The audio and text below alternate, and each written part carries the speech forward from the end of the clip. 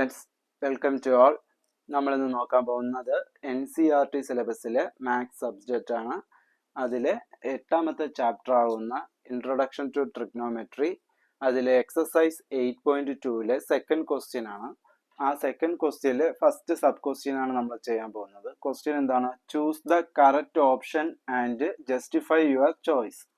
ഇതാണ് ക്വസ്റ്റ്യൻ. ഇതിന്റെ answer 4 option തന്നിട്ടുണ്ട്. Sine 60, cos 60, tan 60 degree, sine 30 degree. ഇതിൽ ഏത് ഓപ്ഷനാണ് കറക്റ്റ് അത് ചൂസ് ചെയ്യാനാണ് പറഞ്ഞിരിക്കുന്നത്.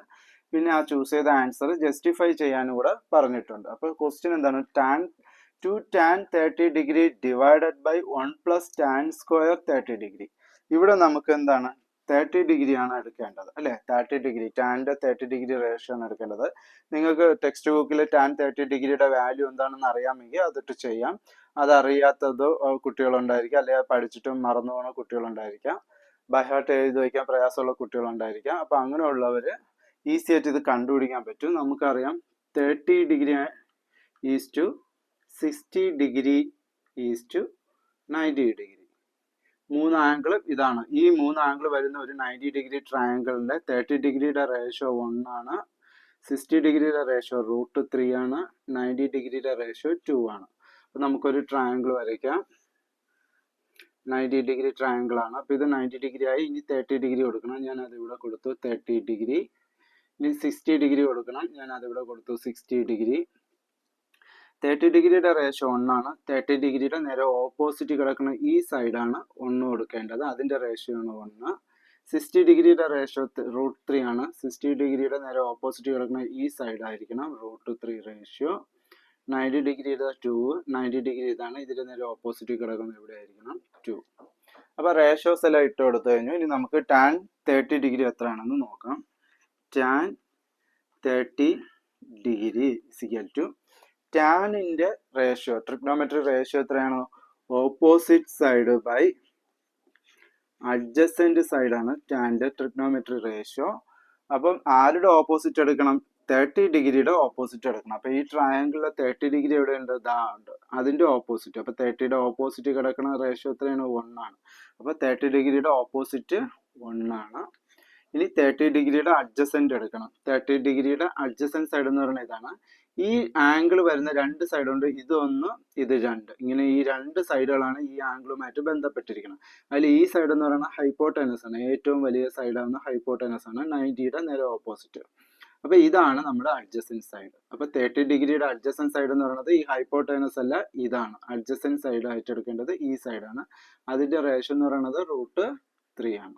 അപ്പോൾ ഓപ്പോസിറ്റ് സൈഡ് ബൈ അഡ്ജസന്റ് 1/√3 എന്നുള്ളത് കിട്ടിക്കഴിഞ്ഞു. ഇനി നമുക്ക് ഈ വാല്യൂ എടുത്ത് ഈ ഇക്വേഷനിൽ സബ്സ്റ്റിറ്റ്യൂട്ട് ചെയ്യാം. അപ്പൊ ഞാൻ ഇവിടെ ആദ്യം എന്താണുള്ളത്? 2 tan 30 degree divided by 1 plus tan square 30 degree. ഈ ടാൻ സ്ക്വയർ 30 ഡിഗ്രിയെ നമുക്ക് ഇങ്ങനെ എഴുതാം, tan 30 degree the whole square. ഇങ്ങനെ എഴുതാം. ടാൻ സ്ക്വയറിനെ ഇത് മൊത്തത്തിൽ സ്ക്വയർ ആയിട്ട് നമുക്ക് എഴുതാൻ പറ്റും. ഞാൻ അങ്ങനെ എഴുതി. 2 ഇൻറ്റു ടാൻ 30. ടാൻ 30യുടെ വാല്യൂ എത്രയാണ്? 1/√3. അപ്പൊ 1/√3 എന്ന് കൊടുത്തു. ഡിവൈഡഡ് ബൈ 1 ഉണ്ട്, പിന്നെന്തുണ്ട്? പ്ലസ് ഉണ്ട് അല്ലെ? Plus tan 30. ടാൻ 30 എത്രയാണ്? 1/√3. അപ്പൊ 1/√3 എന്തുണ്ട്? ഹോൾ സ്ക്വയർ ഉണ്ട്. അപ്പൊ ഹോൾ സ്ക്വയർ. ഓക്കെ, ഞാൻ എന്ത് ചെയ്തു? ഇവിടെയുള്ള ടാൻ 30ക്കെല്ലാം അതിന്റെ വാല്യൂ എടുത്ത് സബ്സ്റ്റിറ്റ്യൂട്ട് ചെയ്ത് കൊടുത്തു. Is equal to 2 into 1. 2 ഇൻറ്റു 1 എത്രയാണ്? 2. 2 into 1 2 divided by √3 divided by. അപ്പൊ 2 ഇൻറ്റു 1 2 എഴുതി, ബൈ √3 എഴുതി, ഈ ഡിവിഷൻ എഴുതി. ഇനി ഇവിടെ വരാം. 1 പ്ലസ് ഇതിന്റെ മീനിങ് എന്താണ്? a/b ദ ഹോൾ സ്ക്വയർ എന്ന ഫോമിലല്ലേ എഴുതിയിരിക്കുന്നത്, a/b ദ ഹോൾ സ്ക്വയർ. അങ്ങനെയാണെങ്കിൽ ആൻസർ എന്താണ്? എയുടെയും സ്ക്വയർ കാണണം, ഡിവൈഡഡ് ബൈ ഈ ബിയുടെയും സ്ക്വയർ കാണണം. ഓക്കെ, അപ്പൊ എയുടെ സ്ക്വയറും കാണണം, ബിയുടെ സ്ക്വയറും കാണണം. ഇതാണ് ഇതിന്റെ ആൻസർ. അപ്പം 1/√3 ദ ഹോൾ സ്ക്വയർ എന്ന് വെച്ചാൽ ഈ 1ന്റെയും സ്ക്വയർ കാണണം, ഡിവൈഡഡ് ബൈ ഈ √3യുടെയും സ്ക്വയർ കാണണം. ഓക്കെ, അപ്പൊ 2/√3 ഡിവൈഡഡ് ബൈ 1 പ്ലസ് 1ന്റെ സ്ക്വയർ എന്ന് വെച്ചാൽ 1 ഇൻറ്റു 1 ആണ്. 1ന്റെ സ്ക്വയർ എന്ന് വെച്ചാൽ 1 ഇൻറ്റു 1. 1 ഇൻറ്റു 1 എത്രയാണ്? 1 തന്നെയാണ് ആൻസർ. √3യുടെ സ്ക്വയർ എന്ന് വെച്ചാൽ ഈ റൂട്ടും ഈ സ്ക്വയറും കൂടെ കട്ടാവും. പിന്നെ എന്തുണ്ട്? 3 മാത്രമുണ്ട്. അപ്പോൾ √3യുടെ സ്ക്വയർ 3. ഇവിടെ നോക്കിയാണ് is equal to which implies 2/√3 divided by ഒരു നമ്പറും ഒരു ഫ്രാക്ഷനും ഉണ്ട്. നമ്പറും ഫ്രാക്ഷനും തമ്മിൽ ആഡ് ചെയ്യാൻ പറ്റില്ല. അതിനെന്ത് ചെയ്യണം? ഈ ഡിനോമിനേറ്റർ ഉണ്ട്, ഈ ന്യൂമറേറ്ററിനെ ഇൻറ്റു ചെയ്താലേ നമുക്കിത് തമ്മിൽ ആഡ് ചെയ്യാൻ പറ്റുള്ളൂ. അപ്പോൾ ഡിനോമിനേറ്റർ 3 ഉണ്ട്, ഈ ന്യൂമറേറ്റർ 1നെ ഇൻറ്റു ചെയ്യണം. അപ്പോൾ 1 ഇൻറ്റു ഡിനോമിനേറ്റർ 3, പിന്നെ എന്തുണ്ട്? +1 the whole divided by 3. Okay, ഈ 3 കൊണ്ട് ഈ 1നെ ഇൻറ്റു ചെയ്തു, +1 എഴുതി, പിന്നെ മൊത്തത്തിൽ ഡിവൈഡഡ് ബൈ ഈ 3 ഇസിക്കൽ ടു 2/√3. ഇതെന്താണ്? ഡിവിഷൻ. ഇപ്പൊ ഡിവിഷൻ 1 ഇൻറ്റു 3 3, 3 + 1 4 ബൈ ഈ 3. ഓക്കെ, ഇവിടെ എന്താണ്? ഇതൊരു ഫ്രാക്ഷൻ, ഇതൊരു ഫ്രാക്ഷൻ, ഇവരെ തമ്മിൽ ഡിവൈഡ് ചെയ്യണം. അപ്പോൾ രണ്ട് ഫ്രാക്ഷൻ തമ്മിൽ ഡിവൈഡ് ചെയ്യണമെങ്കിൽ ഇതിന്റെ റെസിപ്രോക്കൽ എടുത്തിട്ട്, രണ്ടാമത്തെ ഈ ഫ്രാക്ഷന്റെ റെസിപ്രോക്കൽ എടുത്തിട്ട് ഇതുമായിട്ട് മൾട്ടിപ്ലൈ ചെയ്താൽ മതി. അപ്പൊ റെസിപ്രോക്കൽ എന്ന് വെച്ചാൽ എന്താണ്? ഈ ഡിനോമിനേറ്റർ ന്യൂമറേറ്റർ ആവും, ന്യൂമറേറ്റർ ഡിനോമിനേറ്റർ ആവും. Which implies 2/√3. അപ്പൊ ഡിവിഷൻ എന്താക്കണം? മൾട്ടിപ്ലിക്കേഷൻ ആക്കണം. ഡിവിഷൻ മൾട്ടിപ്ലിക്കേഷൻ ആവുന്നതോടുകൂടി ഇതിന്റെ റെസിപ്രോക്കൽ എടുക്കണം. അപ്പൊ ഡിനോമിനേറ്റർ ന്യൂമറേറ്റർ ആയി, ഡിവൈഡഡ് ബൈ ന്യൂമറേറ്റർ താഴെ ഡിനോമിനേറ്റർ ആയി മാറി. ഓക്കെ, അപ്പൊ നമുക്ക് 2/√3 ഇൻറ്റു 3/4 എന്ന് എഴുതി. ഇനി എന്താണ്? ഈ ന്യൂമറേറ്റർ നമ്മൾ ഇൻറ്റു ചെയ്യുക. അതായത് ഈ 2ഉം ഈ 3യും തമ്മിൽ ഇൻറ്റു ചെയ്യുക. 2 ഇൻറ്റു 3 എത്രയാണ്? 6 ഡിവൈഡഡ് ബൈ 4 ഇൻറ്റു √3. ഈ 4ഉം √3യും തമ്മിൽ നമുക്ക് ഇൻറ്റു ചെയ്യാൻ പറ്റില്ല. അതുകൊണ്ട് നമുക്ക് എങ്ങനെ എഴുതാം? 4√3 എന്ന് ഒരുമിച്ച് എഴുതാനേ പറ്റുള്ളൂ. ബിക്കോസ് √3 വേറൊരു റാഷണൽ, 4 വന്നിട്ട് റാഷണൽ ആയതുകൊണ്ട് 4√3 എന്ന് നമുക്ക് ഇങ്ങനെ എഴുതാനേ പറ്റത്തുള്ളൂ. അപ്പോൾ 6/4√3 എന്ന് കിട്ടിക്കഴിഞ്ഞു. ഇനി നമുക്ക് നോക്കാം. ന്യൂമറേറ്റർ 6 ഈവൻ നമ്പറാണ്, 4ഉം ഒരു ഈവൻ നമ്പറാണ്. ഈവൻ നമ്പറാണ് മുകളിലും താഴെയെങ്കിൽ നമുക്ക് അതിനെ 2ന്റെ ടേബിൾ കൊണ്ട് ഡിവൈഡ് ചെയ്യാൻ പറ്റും. അപ്പൊ 6നെ 2ന്റെ ടേബിളിൽ എത്ര വട്ടം പറയാം? 1 2s are 2, 2 2s are 4, 3 2s are 6. അപ്പൊ 3 ടൈംസ് പറഞ്ഞാൽ 6 കിട്ടും. 2ന്റെ ടേബിൾ 3 ടൈംസ് പറഞ്ഞാൽ 6 കിട്ടും. 4 വന്നിട്ട് 2ന്റെ ടേബിളിൽ 2 ടൈംസ് പറഞ്ഞാൽ 4 കിട്ടും അല്ലേ? 2ന്റെ ടേബിൾ എത്ര വട്ടം പറയണം? 2 ടൈംസ് പറഞ്ഞാൽ 4 കിട്ടും. അപ്പം 4നെ നമുക്ക് 2 കൊണ്ട് ഡിവൈഡ് ചെയ്താൽ 2 കിട്ടും. അപ്പൊ 3/2√3 എന്ന് കിട്ടും. 3/2√3 എന്ന് കിട്ടും. ഇനി ഇവിടെ നോക്കൂ, a/√a എന്നാണെങ്കിൽ ഒരു നമ്പറും ആ നമ്പറിന്റെ റൂട്ടും, ഇവിടെ ഉള്ള നമ്പർ തന്നെ താഴെ റൂട്ടായിട്ടുണ്ടെങ്കിൽ നമുക്ക് ഇതിനെ എങ്ങനെ സിംപ്ലിഫൈ ചെയ്യാന്ന് വെച്ചാൽ, ഈ എ എന്ന് പറയുന്നത് ഈ √a 2 വട്ടം ഇൻറ്റു ചെയ്യുമ്പോഴാണ്. അതായത് ഈ എയുടെ എക്സ്പാൻഷൻ എന്ന് പറയുന്നത് √a ഇൻറ്റു √a ആണ്. എ എന്ന് പറയുന്നത് √a ഇൻറ്റു √a. നമുക്ക് നോക്കാം. √a ഇൻറ്റു √a എന്ന് വെച്ചാൽ എന്താണ്? റൂട്ട് ഓഫ് ഈ 2a, a ഇൻറ്റു a. അപ്പൊ √a ഇൻറ്റു √a എന്ന് വെച്ചാൽ root of a into a. Root of a into a എന്താണ്? a square. a സ്ക്വയർ എന്താവും? സ്ക്വയറും ഈ റൂട്ട് കട്ടാവും. ആൻസർ എത്രയാണ്? a. അപ്പൊ √a ഇൻറ്റു √a ഇൻറ്റു ചെയ്ത് എന്ത് കിട്ടും? a കിട്ടും. അപ്പൊ a എന്ന് പറയുന്നത് എന്താണ്? ഈ √a ഇൻറ്റു √a ആണ്. എയുടെ എക്സ്പാൻഷൻ എന്ന് പറയുന്നത് എന്താണ്? √a കൊണ്ട് ഇൻറ്റു ചെയ്യുന്നതാണ് ഈ a എന്ന് പറയുന്നത്. അപ്പൊ ഞാൻ ഈ a എന്താക്കി മാറ്റി? √a ഇൻറ്റു √a എന്നാക്കി, ഡിവൈഡ് ഈ √a. ഇപ്പൊ മുകളിലും താഴെ √a ഉണ്ട്. അപ്പൊ ഒരു √a ഇവിടെ നിന്നും ഒരു √a ഇവിടെ നിന്നും കട്ട് ചെയ്ത് കളയാം. ഇനി ആരേ ഉള്ളൂ? √a മാത്രമേ ഉള്ളൂ. അപ്പൊ ആൻസർ a/√aയുടെ ആൻസർ എന്താണ്? √a. അതുപോലെ ഇവിടെയും ആരുണ്ട്? √3 ഉണ്ട് അല്ലെ? അപ്പൊ 3 എന്ന് പറഞ്ഞാൽ എന്താണ്? ഈ √3 2 വട്ടം ഇൻറ്റു ചെയ്യണം അല്ലെ? a എന്ന് പറയുന്നത് √a 2 വട്ടം ഇൻറ്റു ചെയ്യുന്ന പോലെ 3 എന്ന് പറയുന്നത് എന്താണ്? 3യുടെ എക്സ്പാൻഷൻ എന്താണ്? √3 ഇൻറ്റു √3 ആണ് 3 എന്ന് പറയുന്നത്. അതെന്തുകൊണ്ട്? √3 ഇൻറ്റു √3യുടെ ആൻസർ എന്താവും? റൂട്ട് ഓഫ് 3 ഇൻറ്റു 3, 3 ഇൻറ്റു 3 എന്ന് കിട്ടും. റൂട്ട് ഓഫ് 3 ഇൻറ്റു 3 എന്ന് വെച്ചാൽ എത്രയാണ്? 9. 3യെ 3 കൊണ്ട് ഇൻറ്റു ചെയ്ത ആൻസർ എത്ര കിട്ടും? 9. 9ന്റെ റൂട്ട് എത്രയാണ്? 3. മനസ്സിലായി. അപ്പോൾ 3യുടെ എക്സ്പാൻഷനാണ് √3 × √3. √3 × √3യുടെ ആൻസർ ആണ് 3. അപ്പോൾ 3 എന്തെന്ന് എഴുതാം? √3 × √3 എന്നിങ്ങനെ എക്സ്പാൻഡ് ചെയ്ത് എഴുതാം. എന്നിട്ട് എന്ത് എഴുതാം? 2√3. ഓക്കെ.